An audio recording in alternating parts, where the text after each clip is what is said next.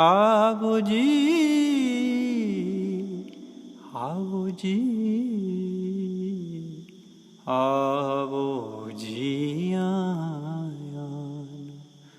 Good evening and a very warm welcome to each one of you. Our conversation today is on Jyotsna Mohan Bhargava's debut book, Stoned, Shamed, Depressed, a bestseller that chronicles the secret life and challenges of India's urban teens against the backdrop of a world driven by social media. Jyotsna used to work with NDTV for about 15 years as a senior news anchor and a senior news editor. She's a columnist for newspapers and digital publications in India and elsewhere. She writes for publications like The Dawn, Indian Express, Quint, etc. And her articles focus primarily on social issues and her passion, which I believe is sports. Her book is filled with shocking statistics and facts, interviews and experiences related to the world of urban teens. And a lot of what we read here is disturbing in the extreme. This is also why it's an important conversation to have. It is not a parenting book, she tells us, but it is an eye opener. And also, I hope it's a change maker in what it reveals about how social media is a virtual battlefield today and which needs careful negotiation.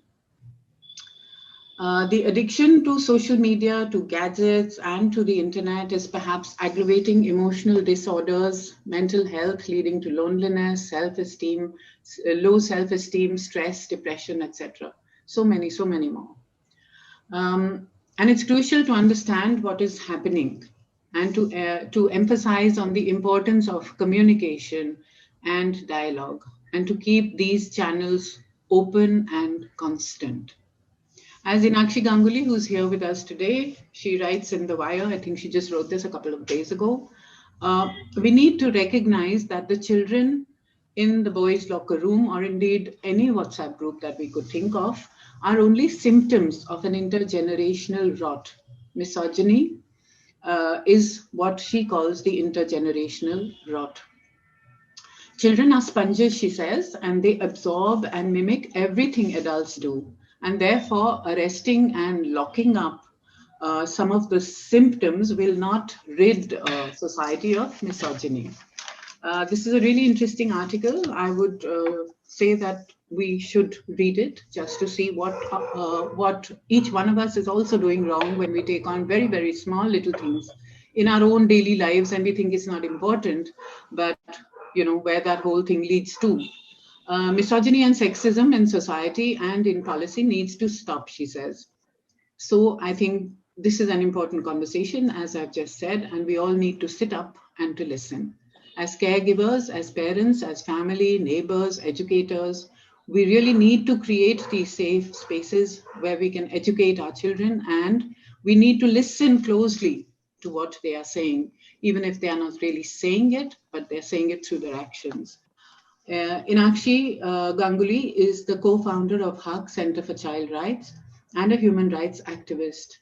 Joining her here today is Monica Banerjee, who is a development practitioner and scholar, and she blends child rights in inclusion, diversity, gender, institution strengthening, and capacity building, all of these things in the work that she's been doing for the last many, many years. And I've known both of them for a very long time. And I think they are eminently suited to talk to Jyotsna today about all of these challenges and all the problems that we seem to be confronted with. So over to you, Enakshi and Monica, to please take this conversation forward. Thank you. Thank you very much, Preeti. I just wanted to say that this article was written at a time when the discussion on Boys Locker Room was on, and it was written with Nicole Rangel, who's the co-founder of Leher, it was about a year ago, and Jyotsna has written about this in her book. So let us begin this evening. In a confused world and an exasperated society, what social media has done is to make the young simultaneously fearless and vulnerable. Celebrities of commoners Brushing dirt under the carpet is an Indian speciality. Anything over and above is scrubbed hard, out of view, else it makes issues real. Good evening. These are two sentences from Jyotsna Mohan Bhargav's book, Stoned, Shamed, and Depressed. This is what the book looks like. I cannot even begin to describe the actual emotions that I felt when I was reading her book. I felt fear, I felt anxiety, I felt hopelessness, helplessness, and at times I even felt anger. And this is me who has worked with children and adolescents for over 2 decades. The book deals with not just what confronts our adolescents today, but also what confronts us in the form of adolescents in our society. It is about children who grow up with YouTube as its babysitters, as Jyotsna says, sleep deprived, addiction, smoking up or snorting and peddling drugs, having early sex, posting nude pictures, and getting shamed, either bullying or getting bullied, self harm, violent behavior, sexual excesses, body image issues. They'll end up being expelled from schools or they'll end up dropping out of schools. They feel depressed, they're anxious, they're often suicidal. Young ones as young as 13 are going for cosmetic surgery, implants and nose fillers. Addiction to the phone or other gadgets has reached a new high, and this is of course aided by the dependence of schooling and learning during lockdown. Taking away from a teen or a tween, as she calls them, is at your own peril if you are a parent. Jyotsna says, once a behavior mutates into cyberspace, it becomes a norm in everyday life. So, Jyotsna, can you tell the audience more about the book and why you felt compelled to write it? I hope I'm saying this, I'm right when I say that you felt compelled to write it. Over to you, Jyotsna. Thank you, Enakshi, and for that. Thank you so much, Preeti, for having me on your platform today. I think there were multiple reasons actually why I got down to writing it. I think for the last 4 years, I was noticing that there's a lot going on around children, and no one's really talking about that space other than, like, you mentioned the boys locker room, but it had like what, a 48 72 hour news cycle. No one's speaking about it anymore. Or even the Mumbai WhatsApp case. And I was noticing that things are a little bit more serious, and yet I kept trying to wonder, is it because they're children and we don't take what happens to the children very seriously, or we dismiss those issues? But yet to me those issues were serious, in a sense that I was even seeing my own young daughter being bullied, physically bullied, girl on girl bullying, which I've mentioned about, and very, very badly bullied, for the simple reason that, she made it to the school team much before anybody else could. And so the seniors didn't quite like her. But, things like that. So I think that, apart from the fact that when my kids were young, I've got two daughters, when they were 6, 7, I saw so many of their friends being gifted iPads, being allowed televisions in their rooms, being given smartphones, being on social media so early. And I kept wondering, where is it taking them? Where are the parents taking these children? Where are these children going? Are these children then becoming the headlines that I'm reading about that no one is giving attention to later? So I think, in a sense, I was trying to connect the dots and trying to get some kind of answers personally for myself. But what I was seeing, even people who would tell me, that when we have children, we're never going to let them get to a gadget so early. And then as soon as a child is born, you're sitting in the pram with the iPad in your hand. So I actually wondered what really is going on with us parents that is allowing children to get gadgets so early. And secondly, to me, I don't think the adults themselves had understood what was going on in social media and cyber world. So to me, it was like you're exposing your children to something that you are not aware of the dangers yourself. So this is where I actually started about. I think it's, like I said, it's a combination. The fact that children had gadgets early, it's not, again, personally, it's not something I look at. I would rather tell my child, please go out and play a sport. Secondly, my daughter being bullied very badly. And thirdly, it was just that, why are we not talking more about these issues? Why is it that we're sensationalizing, like, Enakshi, you'd also mentioned about that boy who jumped off the balcony in Gurgaon. Why did we talk about it for a couple of days and then nobody remembers the family, nobody remembers the boy, nobody remembers the issue? And there are plenty of boys' locker rooms happening simultaneously. I know, you were when you were writing this in the beginning of the book, you have written that for the most part, children are what their parents will allow them to be. And when freedom is unrestrained and consent is not respected, trouble inevitably follows. But you've also talked about consent in sort of saying that the consent has to be thought through.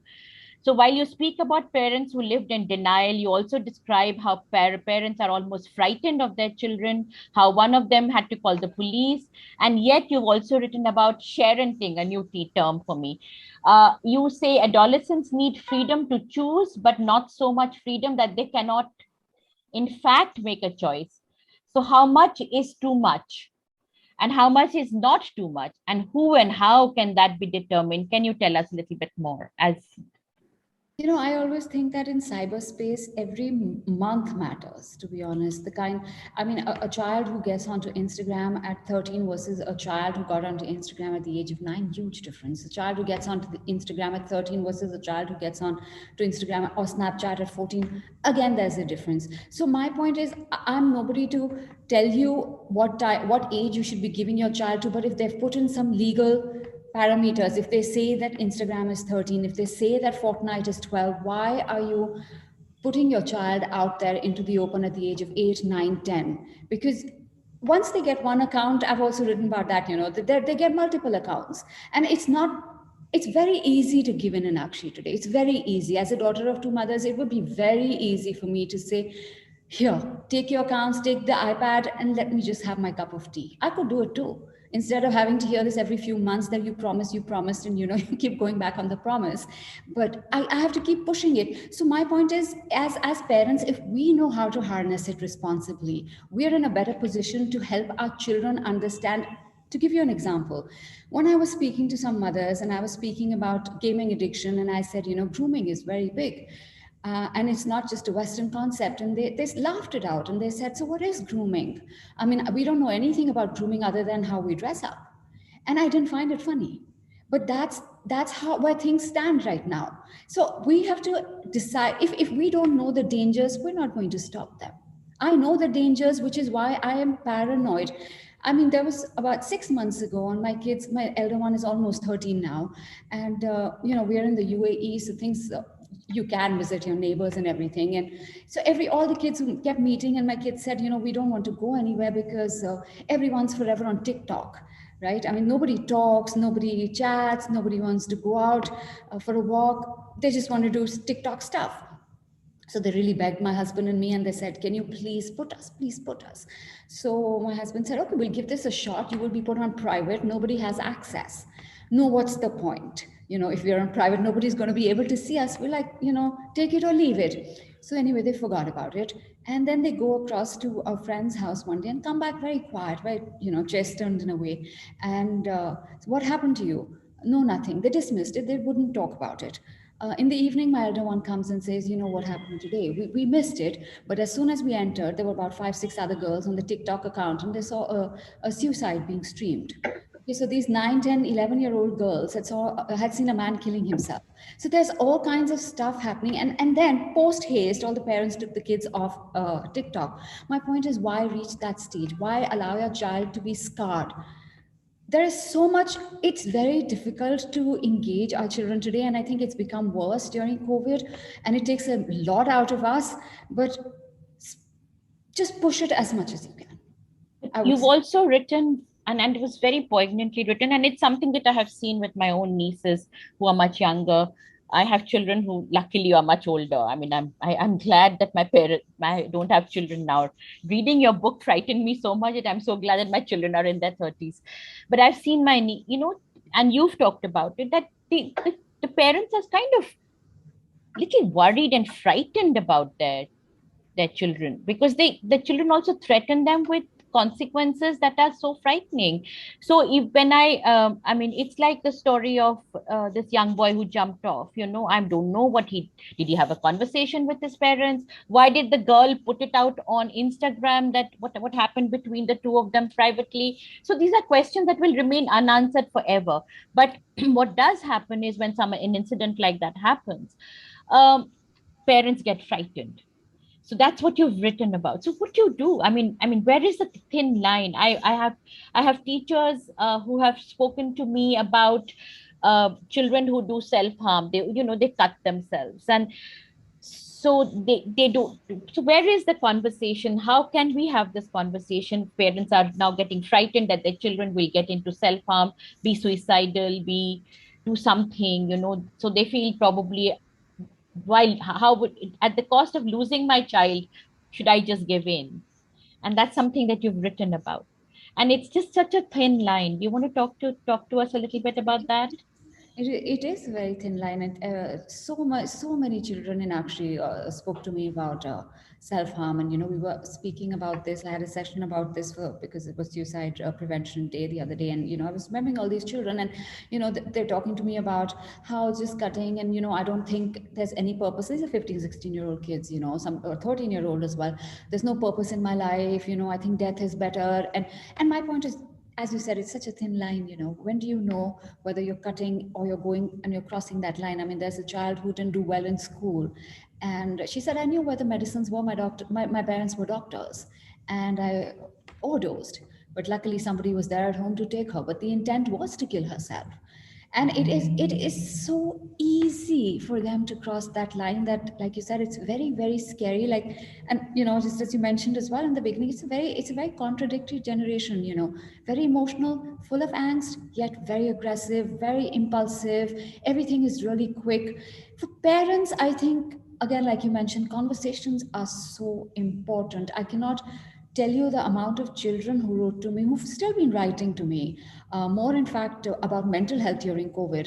My Instagram has been full since the book came out, my DM, but from children who've been saying, thank you for writing this. Our parents don't understand when we try and bring up these issues. And I think, and I've seen that in Akshi, when I started writing the book, before that, 2, 3 years ago, I'd already started writing columns on these issues. So when I went back to one of the mothers who I knew, who had spoken about her daughter being a bully, and had told me that, I'd gone back to school, and I told the school that, my daughter's a bully and you have to look out for her. And when I went back to the same mother 2 years later, and she said, no, I never said this to you. My daughter's never been a bully. So parents have to figure out where they're coming from. What is it that they want to accomplish with their children? Firstly, we cannot send them mixed signals. I think that's just because, sometimes it's okay, sometimes no, it's not okay. We cannot substitute, and you would know better than me on these things, the fact that we're substituting everything with a gadget in their hand, it doesn't work. It is very tough, but turn They around. are buying, they are feeling compelled to buy their affection for some reason. Yes. And they're also, you talked about it, the children are demarcating spaces so clearly where nobody can enter. They're putting down those spaces and saying, this is my space. But uh, this is what then the kind of messages that I've got just turns it around and says that, if I can speak to children so openly, and I'm a mere stranger, okay, sometimes they can speak with strangers easily, perhaps, but the fact is that they are writing into me and telling me that we want to speak with somebody. How should we tell them?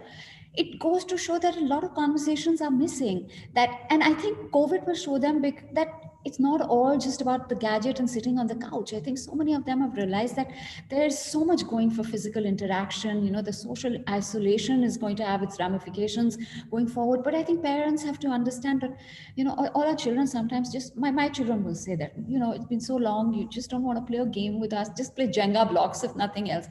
And they're happy with it. I think we're over, or I don't know what, we are not figuring them out perhaps the right way. And we think that this is what will make them happy, but perhaps a card of games will also keep them happy. while I was reading the book, I realized that I am completely out of date. There's a completely new vocabulary out there. Tween, I knew about teen, but there was something called tween, sexting, sad fishing, catfishing, Gen X, cyberbullying, vaping, Finsta, not just Insta. I kept writing these down as I read. And then you quote Erika Erickson and you say that the 12 to 19-year-olds that what they're facing today is identity versus role confusion or role diffusion. And if you can explain this and then read a little bit from the book, then I will then hand over to Monica. Certainly.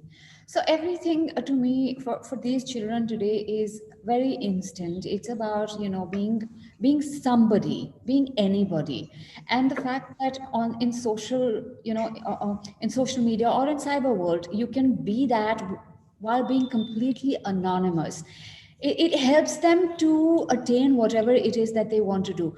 I mean, I always say that if we went to school and we were unhappy, we got onto that bus or walked back home and it was done for the day and we had some time out.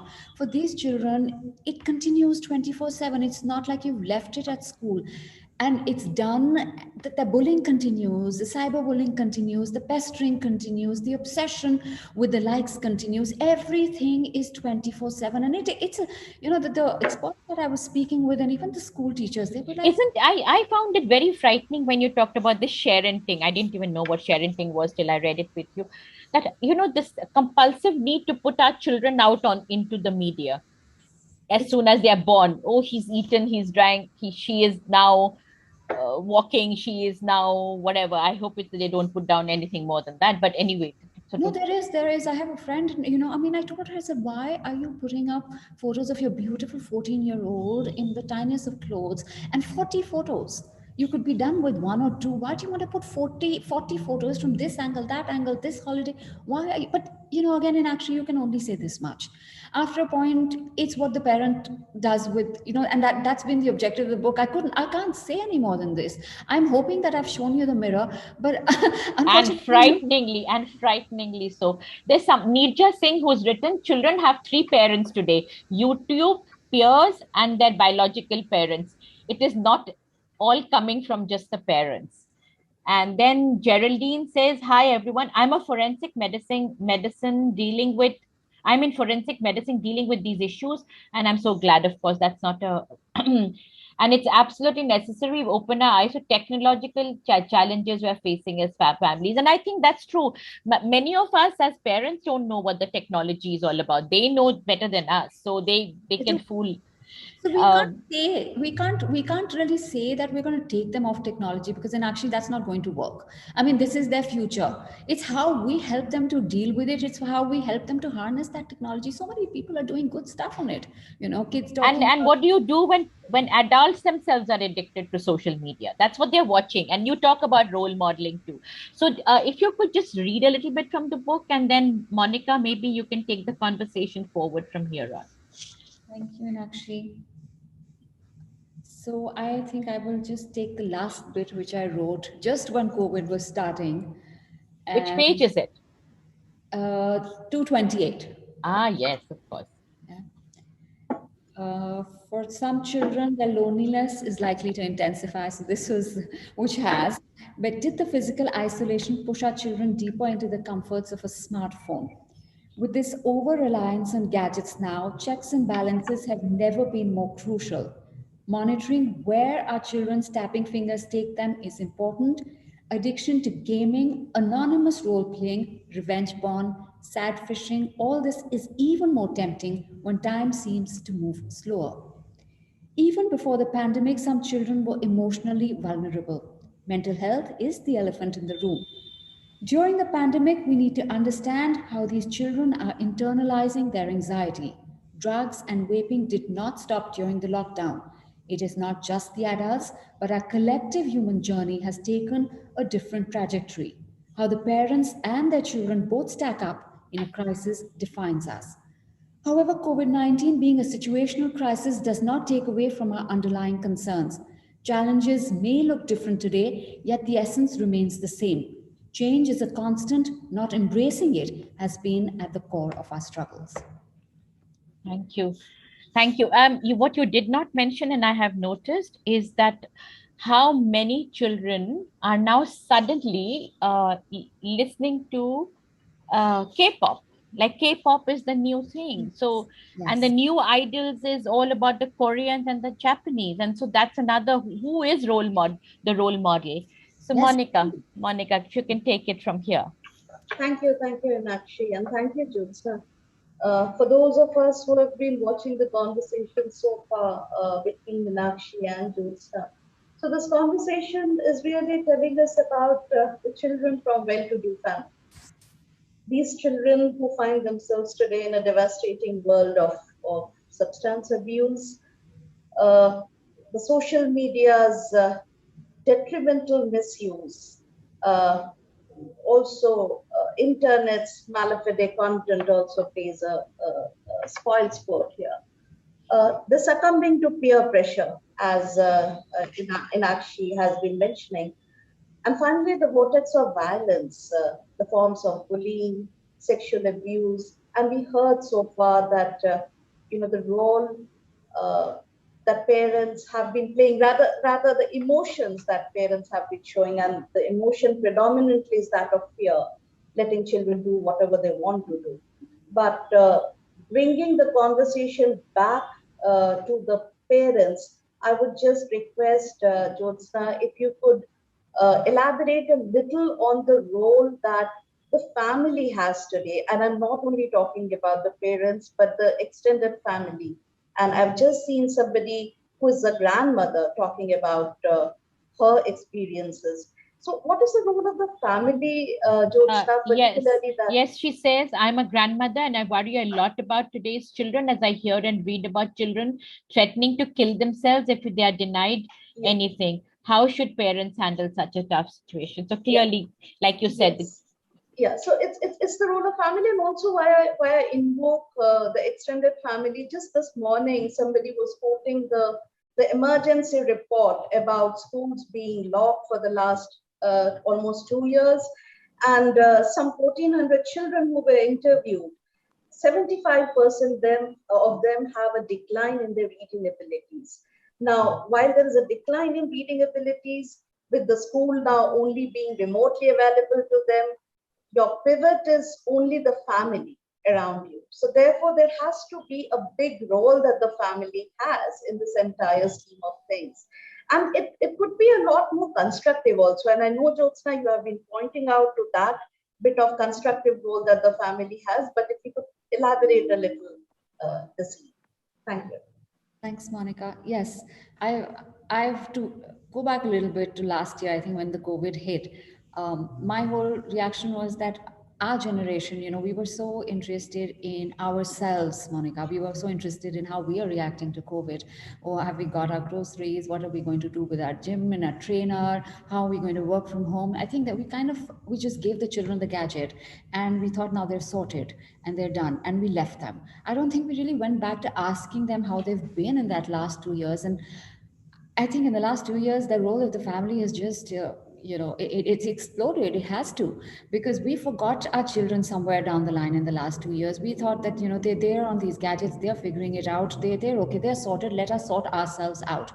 And no, they were not sorted. They've had a miserable year and a half. They've been a mess. They can't take it anymore. And I've seen my own daughters, I mean, you sit next to this table by the window, the season changes or doesn't change, your headaches come, you can't focus. And the studies are still the same. They don't give you, I mean, I thought schools would back off just that little bit, but no. I mean, the studies were as bad. So where do we take these children? And I say this now when the schools are reopening, that educational institutions have a much bigger role to play. They can't just let the children come into the classroom now and then say that we are going to, cover up for all that we've missed in the last year and a half. No, I think they've got to embrace a whole different system of teaching, a holistic way of teaching, where they've got to not just stop when the bell rings and say shut the textbooks, because there's just so much going on in the children's mind.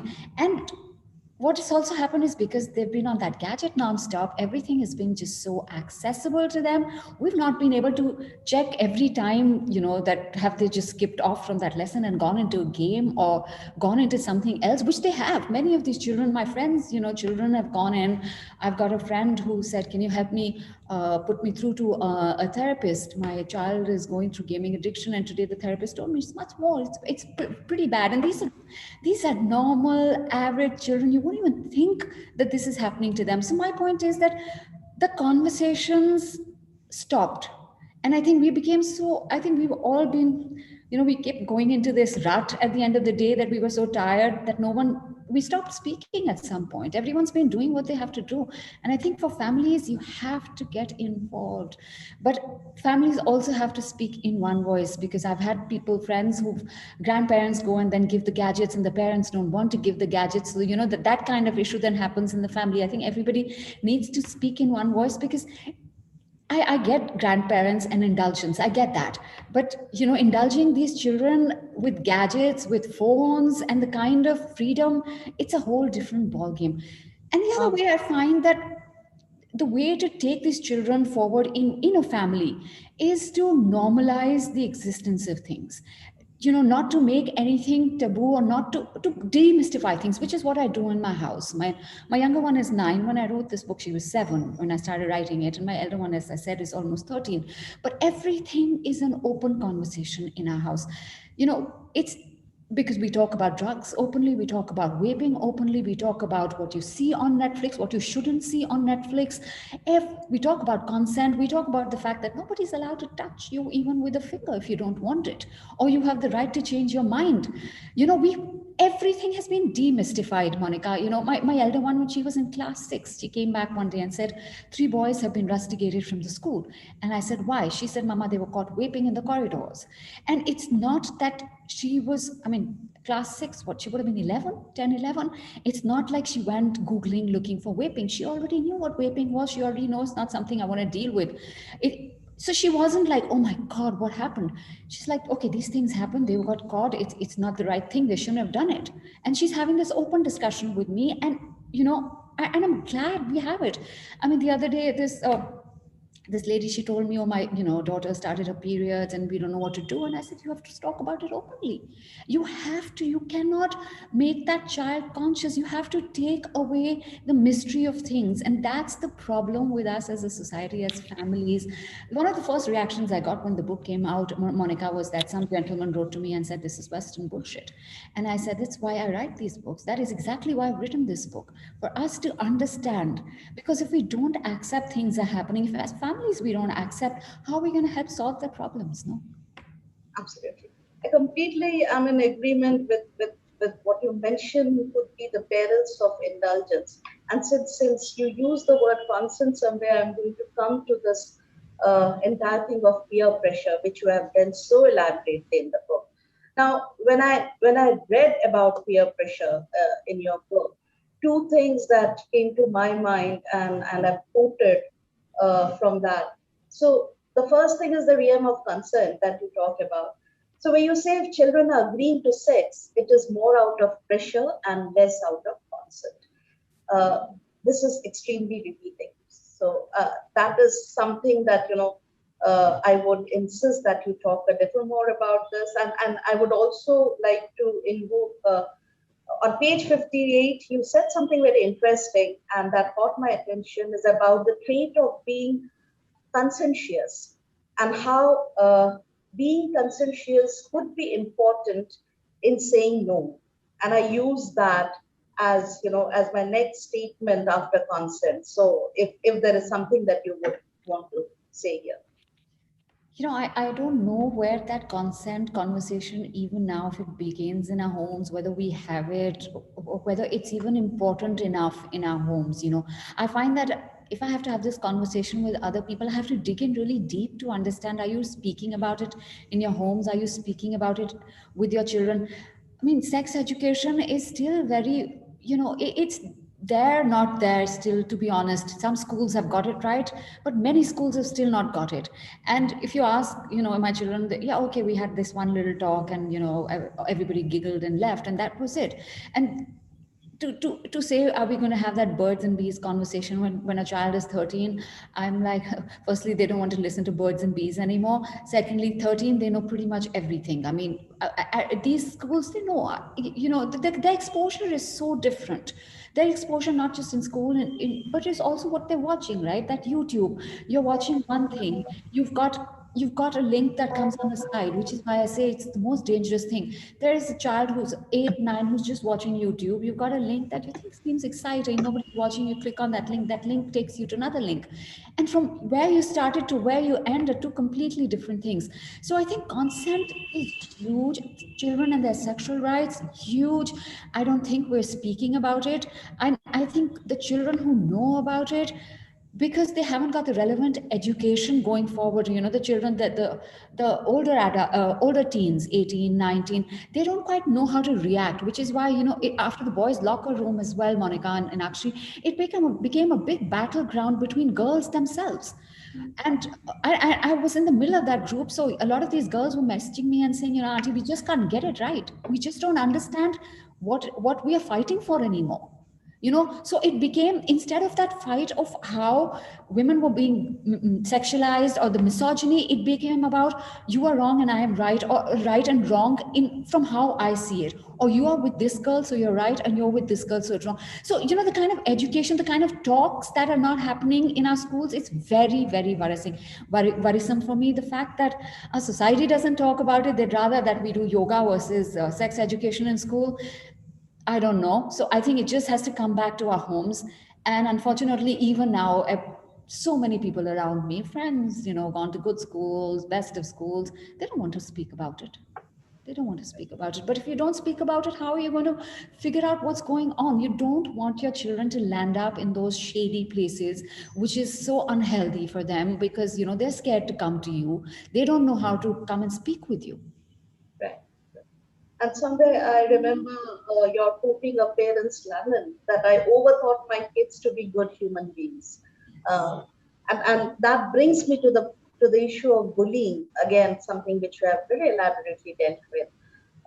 So somewhere, so whenever I'm reading about bullying, I'm also thinking about the point that you make in the very first few pages of your book, that it's the entire space of reticence or shyness that children have. And for the quiet ones, getting into social media is also getting into that space of anonymity, where you can come out of your cocoons, and something which you can do which is not possible offline. And these same reticent children could end up bullying the ones who fail to, to borrow your phrase, measure up. And that is a world that leads to this devastation that we are talking about in this book. So any particular thing that you would want to mention when it comes to bullying? The girl and girl bullying is very, very scary. Very, very scary to me, because I think we underestimate really how nasty girls can get these days. And they can get pretty nasty, behind that anonymity garb. Everybody thinks that they can do what they want. A lot of children that I've spoken with, and You might want to add to her question and talk about because it's part of the same thing that you've talked about, body shaming also leading sure, to bullying. of course, huge again. But a lot of children that I speak with, and I ask them, I said, how many friends do you have? Oh, auntie, on Snapchat or Instagram, we have like thousands. The 10K, the K is very important. Okay. How many friends do you have offline? Two, maybe three. I don't know who to speak now. When they were stuck in COVID and online, when they wanted to get some answers, and they didn't know who to go to, because we really don't have friends otherwise who will help us with the lessons. So it's unbelievable and unreal what is going on in their minds. But, and like I said, it's so sensitive. I've seen this. I've seen it even with my daughter. I mean, and I keep saying, why are you guys so sensitive? It's okay if somebody doesn't like you. but they need that validation, you know. It is, everything is so instant. The gratification of social media is so instant for this generation that, you know, you have to like the likes, which is why I haven't put my children on social media. And it's not easy. It's not easy. I mean, you know, I'm the terrible mother many times over. But the fact is, and I put one photo of my elder one, you know, doing her gymnastics with no face, nothing. And she kept saying, come, mama, how many likes, how many likes, how many likes? And I said, that is why I don't put it. Now you know what I'm saying. You are not focused on anything else except how many likes there are. So this is the generation that is, you know, if you tell them that you're not looking good, if you tell them you're fat, if you tell them you're thin, I banned these words in my house. In actually, honestly, I don't want to hear it. Even if my children, they fight and they say, oh, you're so this, that, I said, don't speak these words in front of me. But this is how it is. And these children, you know, body shaming, it's been sad. I think it was the saddest chapter I wrote, because the kind of pressure these children are putting on themselves to conform, and the kind of pressure to be somebody that they may not be, it's so hard that, you know, you will go off eating, you will get bulimia, you will be anorexic. 8-year-old anorexia, I mean, where does that start? That you are so conscious. Where's this consciousness coming from? It's from what you're watching, it's from what you're reading, it's from what you're hearing. It's those Kardashians, and every one of them knows Kardashians, I mean, unfortunately. But this is what they want to be, the photoshopped version of reality. And they are so involved in it. They just want to be thin, pretty, tall, photoshopped, airbrushed, whichever version you want to be. And if they're not, it's scary for the parents. It's very scary. So what do you give in and say, I'm going to give in because you may self-harm, or do you say, I'm going to try my luck and carry on and see where this takes us? For some people, it's a terrible choice.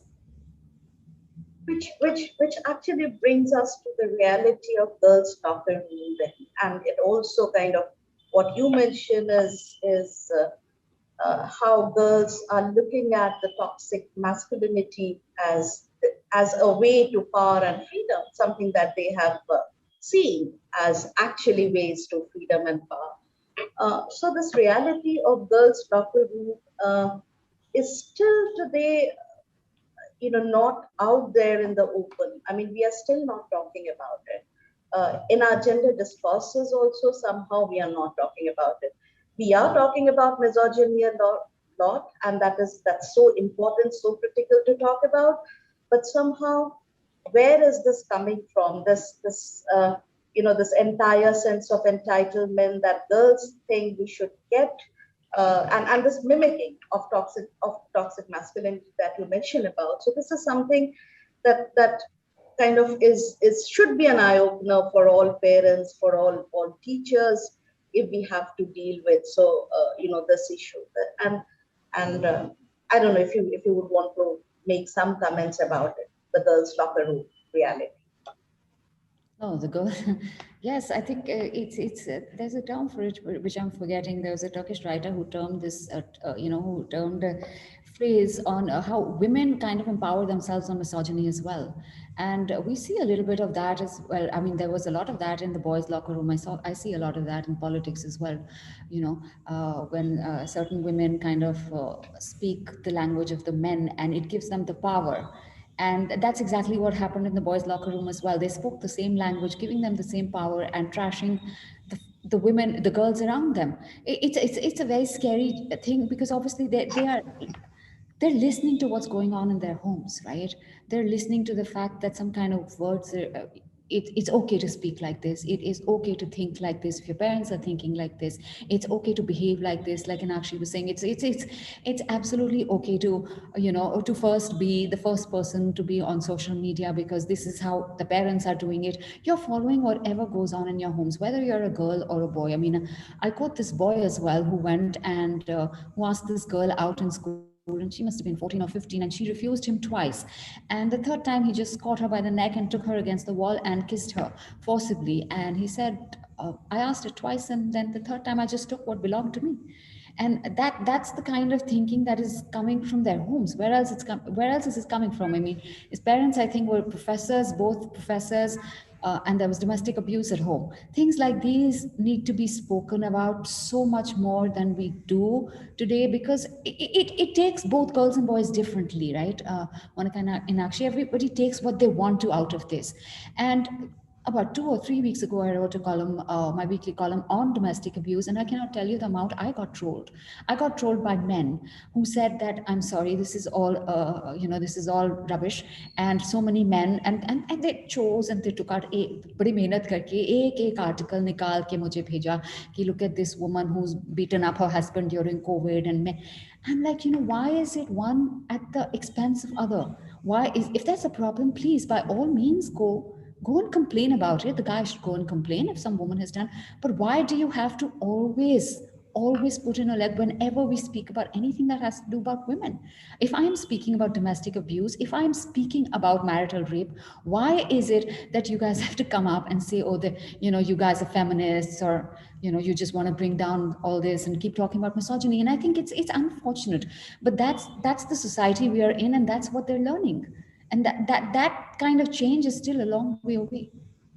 I do think you speak about that adequately in your book. I do remember you mentioning that children have to see in their homes their mothers being empowered.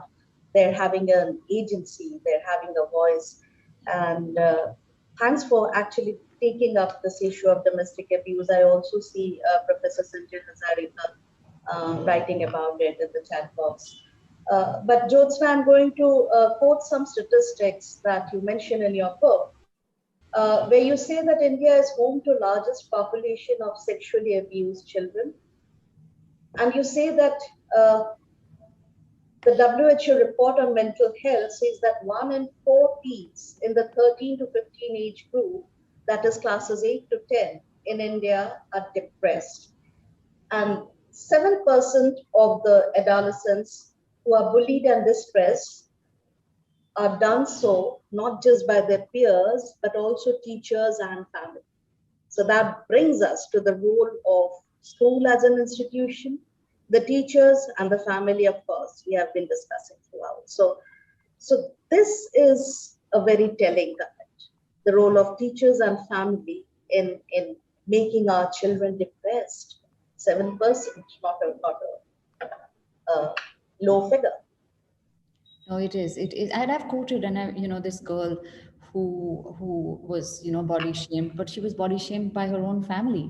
At the end of the day, it wasn't somebody outside. It was her own family saying, people saying you don't look as pretty as your mother, or you put on weight and you need to dress up in a certain way to hide that weight. And this is, again, we've internalized it as humorous, haven't we? I mean, we talk about everything at home, and I think we just say what we want to without understanding that these children feel very, very deeply, and perhaps we felt it deeply as well. I always say that, if I had to get a penny for the amount of people who told me, Kinni sukri hai, does your mother not feed you anything all my life? That I would be really rich by now. I've grown up hearing this, and when my daughter hears it, and she hears it from family members, and I hear it. I turn around and I tell my husband, please tell everybody to not bring up the fact that she's thin or whatever, because it's not funny. It is not funny. Ask the people who have to listen to it. But as families, we've been doing it. As schools, we do it. You're going to get up, a teacher will turn around and say, "Oi, mota out," or something. So easy, so fun. It's not funny, but this is how society was. This was how Bollywood has made it. This is how families have made it. These are the nicknames you get. It's very, very sad.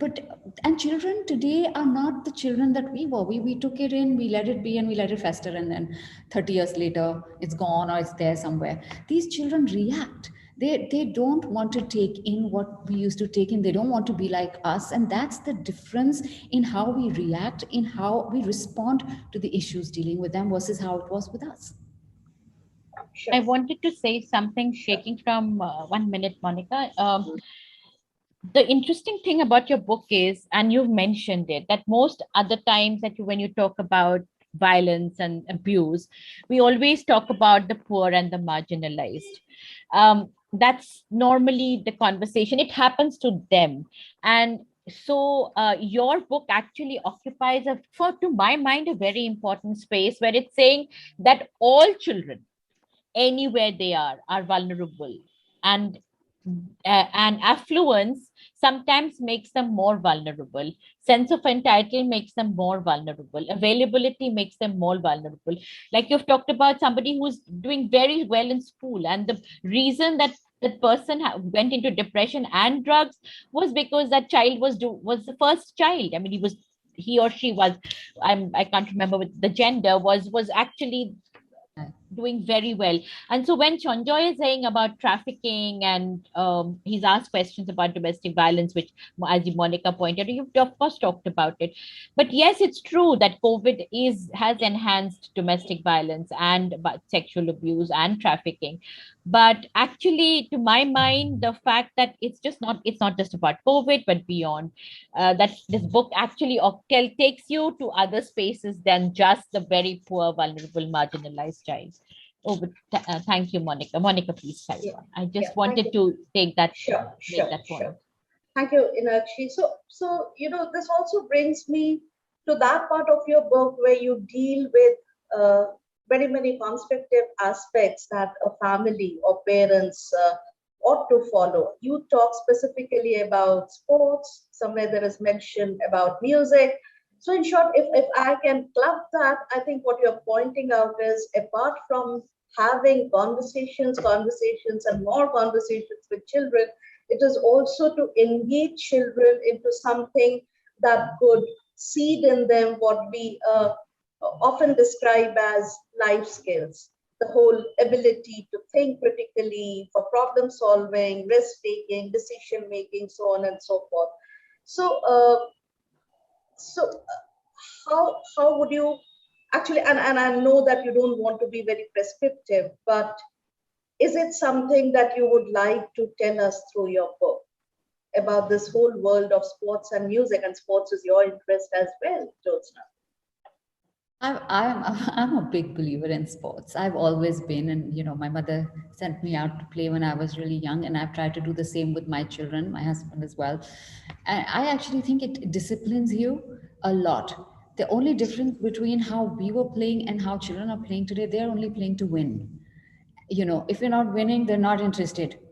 And that's the kind of, again, there's that education that's needed even in sports, to tell them it's also about the effort. There's a process. You can't be born with hitting it right to the end. You've got to train to reach that position. We trained today. Everybody, all these children, they just want the easy way out to reach the top. Khatam, medal mila ke nahi. If I've not got it, I'm not interested. And they don't have the kind of bandwidth to stay the course.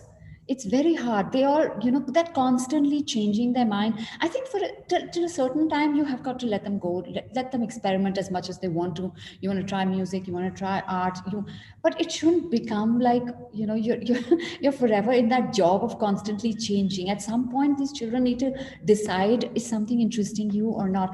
And I also think something like a music, dance, or something, it balances everything out. At the end of the day, it calms them down. So I actually believe in a combination of both. My children do both.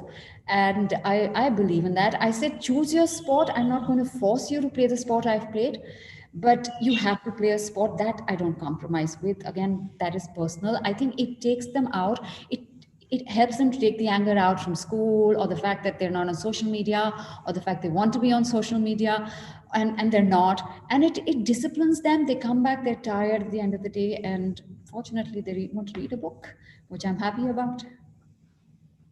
Sure, thanks. So But there are a it's number hard. of, yeah. I mean, I can't, I don't know how. I mean, where children just don't want to get up, what do you do?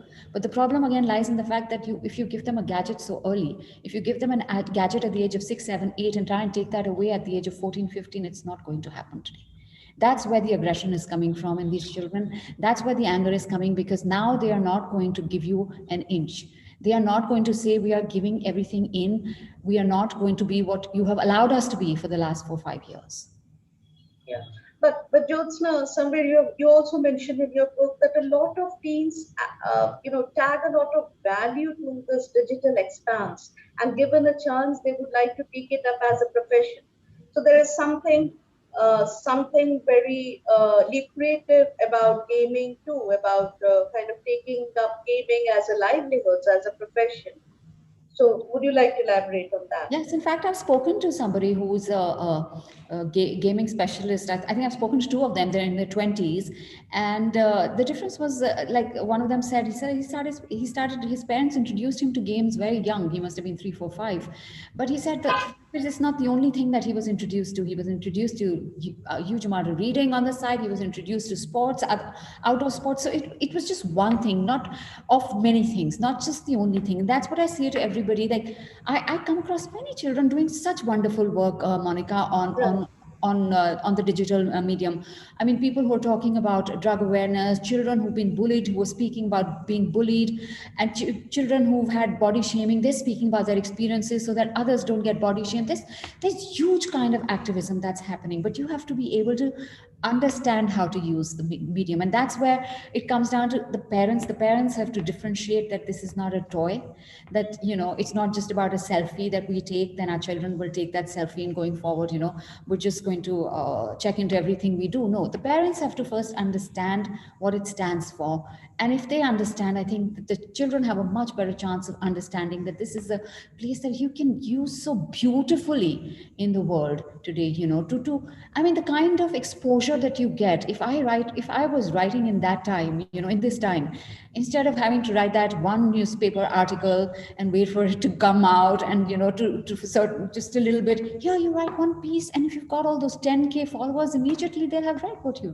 written. If you write something That's nicely. something that, and I'm glad that Neerja Singh has pointed this out, and you've dealt with it in your book, which is about gender identity and the violence and the violence, despite the fact that all children are now talking about he, she, them, they, they're very with it much, and they understand the terminologies. There are moments when many of them you'll find with the rainbows, behind their back, when they're doing a webinar, you'll find them with the rainbow flag, that they, and yet you find that gender is a issue that causes both violence as well as bullying with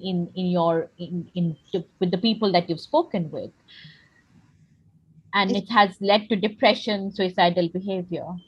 it's So would you, it's a and parents don't know about it and they can't address it either. So can you talk to and the parents don't know about it because the children are not comfortable speaking about it, or because the children have tried to speak about it, and they've hit a wall. All these, that there is an effort, or sometimes then the children just figure that it's not worth speaking to them because nobody's going to listen to them. And again, it kind of boils down to the society we're in, no and actually the fact that these things are how they've been. Nothing much has changed when it comes to the gender talk. Nothing much has changed when it comes to the fact that, or even now, I mean, if internet during COVID, if certain families could only be allowed, only had access to a certain amount, it was the boy who was sitting down to study and not the girl. And that comes down to how we've been for years and how we don't change. The people who've trolled me for my book have all been men. They've not been women. They've all been I men. think the question more is to do with gender identity, as in not just the binary identity, but the LGBTQI and more identity that Yeah. you've also discussed in the book. Oh yeah. Yes, but I think Enakshi and Jyotsna, that needs a very detailed, structured conversation because gender is not something that could be dealt, just in a few minutes conversation, and we are already kind of almost into 7. And if you could just allow me to take a couple of comments. So there are several comments, but if I could just pick a few questions here. Uh, Somebody, I think it's Nazi Puri, who asks, how do parents and educators strike the balance between protection and independence? Jyotsna, anything for that? It's that line of it's that line that gets blurred, and it's a very personal line, though. For me, the personal line has been that I give a step and I take 2 steps back. So it's not like you can't ostracize them completely either, right? I mean, that kind of peer pressure they have is so huge.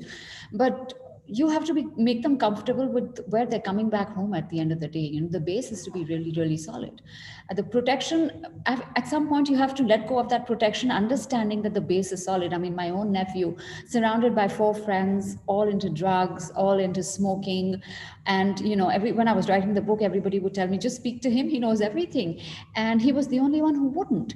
And he got the amount of pressure he got. He said, no, I didn't do it because my parents wouldn't have liked it. But there were 4 boys sitting on his head saying, come, come, come. And he said, no. And now what happens is when they go for the party and somebody else is like 6th or 7th person comes and says, you got to take a drink or you got to take a smoke. The other 4 boys come in front and said, talk to us. He's not going to have it. You can have it, but don't trouble him. He's our guy. You know, so it's how you come. It's where you come from as well, right? It's very, very important. I mean, it's not like I won't have challenges. It's not like they're not on social media, but they will get onto social media at some point and there will be challenges. But it's about how much you allow them to be, how much you think they will be able to cope. Right, right. There is Vibha Lakhera, and I know that she's developing a curriculum around discrimination in schools amongst school students. She asks, but are we really healed enough to be able to orient our children in the way we talk about? Is our state of mind empowered enough? No, I don't think so. I think I think there is just so much that we need to, as people, as adults, need to be empowered with ourselves. And I'm just going to get that little bit of Enakshi back here when we're talking about the LGBT. It's huge in schools. I mean, the kind of people, and they're still making fun, right? I mean, we're talking about those, like you said, the DP pictures will have all those rainbow pictures, but these are the same children who go back and bully other children in school. Why? Because this is something they're seeing at home. They're seeing the parents make fun of these children. They see the parents make fun of gays. You know, it's not okay. Why is it not okay? Why is it not okay for everybody to be equal today? But Right. it's not. There's of course, what is this? I mean, you talked about a parent who did not feel that the fact that the bully or the person who had a, had exploited and abused her child was actually expelled from school, and she didn't feel it was enough of a punishment. Somewhere you, I mean, he only got expelled or he only got suspended. One of the two things that you Yes, had said. that's very So rampant. what is the ultimate punishment that we are seeking for children like this? You know, I mean, is that the realm that we even want to go into? Is a question that we really need to ask also, because they are obviously behaving, they're crossing lines, but what is are we going to go into realms of punishment? You've talked about one young man who was not he was put into prison because he had sex with his girlfriend. And I'm again, like Monica's realm of consent, because there is consent that is socially constructed and consent that is legally constructed. So we are, you know, we are traversing so many I mean, like what do you say when, you know, 2 13-year-olds consent and have sex, or 14-year-olds? I mean, what do you say here, right? So yeah, like you said, there are just many sublines all over the place with this generation. There are. there is sexual revolution afoot. India today we are not prepared to talk about it, somebody said. It's true. So yes, I think it's Nietzsche, and I think the Enakshi already invoked earlier question. So I'm kind of going to quote somebody. Sanghamitra Malik writes, helping children to have a hobby does the children a lot of good. Music, vocal or instrumental, drawing and painting, writing, and of course sports. So something that Jyotsna you have already covered. And yes, Would you like to read Guruptesh's question, Monica?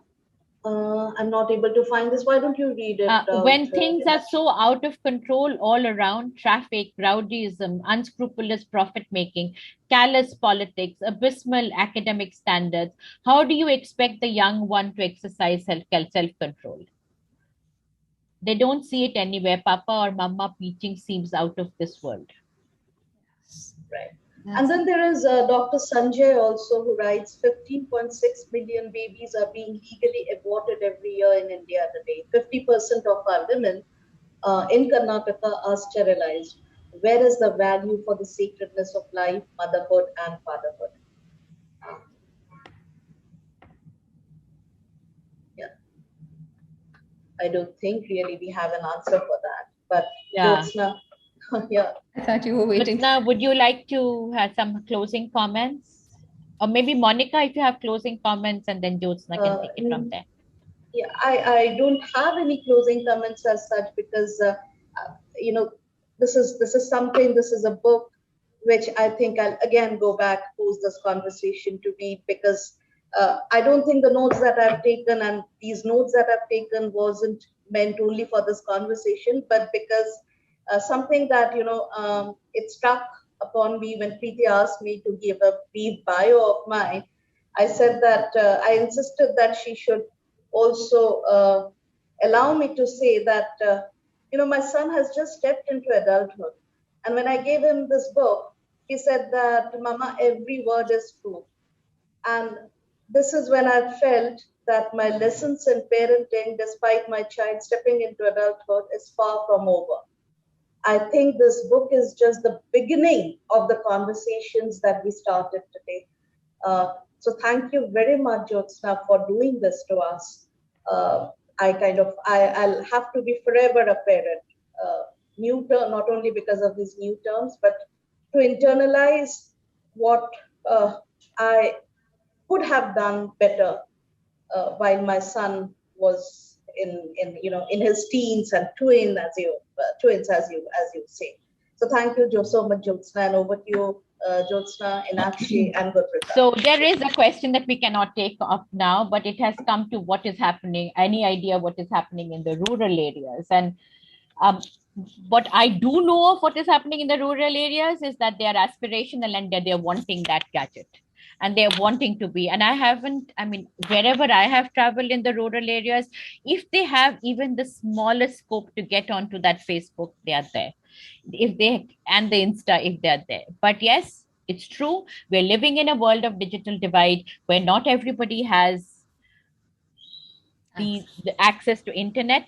But so we will not have the cyberbullying perhaps that they have to face, but bullying, being addictive, addictions, whether you call it the boys locker room or whatever, girls locker room, all of that still exists out there. And the pressure of globalization and the market is as much there in rural areas in terms of, and the depression levels are also quite scary on a very positive. I wanted to stress always the conversation is so filled with darkness that I wanted to just share before I leave, and I hand over to you and Jyotsna and to Preeti, a wonderful story. And I was hoping that the young man whom I was in touch with was online today, but I don't see him. So I got a call from Bhandara after this young man jumped from, the Instagram story of this young man who jumped down, and died. And his aunt is actually online today. This boy called me up and said, "Ma'am, what can we do? I'm from in Bhandara, in Chandrapur district of Maharashtra. What do you think we can do?" And then he got two other friends online. Then they gave me a script, and then they made a film on how it is important to be careful of what we say online, and how we can lead to very unintended consequences. So if you people are on my Facebook account, please do watch it. I've put it up again this morning. And I've tagged that young boy Devesh Kundu, who actually called me up. And I thought it was out of this, somebody has actually tried. So there are young people who are trying. They understand the toxicity of the environment that they are living in, and they are trying to pull themselves out of it. And I think we need to be there for them. Thank you, Jyotsna, for this absolutely frightening book. It's frightening. I learned a lot myself along the way. This was a most illuminating conversation and a much needed one also, especially in these times where our Generation Z has so much exposure to everything, brands, internet, social media. And this very exposure brings many pressures that people of our generation cannot even begin to fathom. Due to the advances in technology, the generation gap has never been this wide. It is becoming more and more difficult to bridge this gap, to understand, to talk, to initiate a conversation or a dialogue. Thus, more often than not, we tend to brush aside such issues. We dismiss them by calling them a phase, troubled teens, or attributing it all to the hormonal imbalance. In short, we are all taking the easy way out, and that is where I think that we are all going wrong. But your book and today's talk shows us that what we really need to do is to start a conversation. We should not shy away from awkward topics. We need to take the bull by the horns or address the elephant in the room. You have divided your book into different sections, each one dealing with a specific issue.